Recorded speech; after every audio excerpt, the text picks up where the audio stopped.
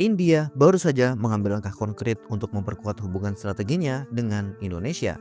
Tidak hanya omon-omon, India membuat terobosan inovatif yang dianggap mendesak bagi kebutuhan pertahanan Indonesia, khususnya di sektor maritim. Dengan memahami pentingnya perlindungan wilayah laut bagi Indonesia, India sebelumnya telah menawarkan perubahan konfigurasi pada jet tempur Sukhoi agar dapat mengangkut rudal BrahMos.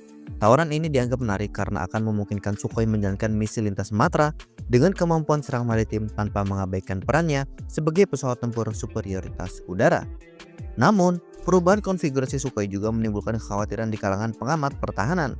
Penyesuaian struktur pesawat untuk mengakomodasi rudal BrahMos dapat menambah beban. Hal ini berpotensi mempengaruhi kemampuan manuver dan juga keunggulan udara Sukhoi.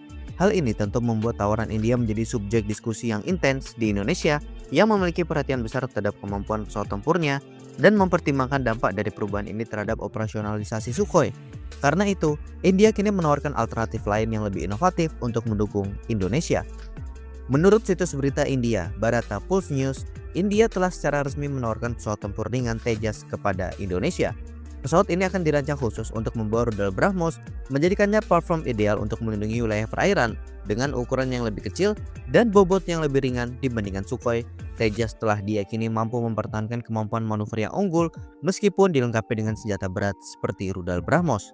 Ini tentu menjadi solusi strategis yang memungkinkan Indonesia menjaga keseimbangan antara pertahanan udara dan juga pertahanan maritim. Lebih dari itu, tawaran India juga tidak terbatas pada Angkatan Udara Indonesia saja. India juga membuka peluang untuk memasukkan Tejas ke dalam armada Angkatan Laut Indonesia. Tejas versi Angkatan Laut yang dirancang untuk beroperasi dari kapal induk ataupun pangkalan laut dengan landasan yang pendek diyakini dapat memperkuat kemampuan pertahanan maritim Indonesia secara signifikan. Tawaran ini tentu menunjukkan fleksibilitas India dalam menghadirkan solusi pertahanan lintas Sumatera untuk kebutuhan strategis Indonesia.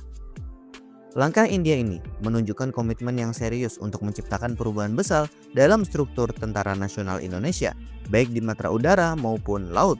Kolaborasi ini tidak hanya memperkuat hubungan bilateral, tetapi juga berpotensi meningkatkan kemampuan Indonesia dalam menghadapi tantangan keamanan di kawasan.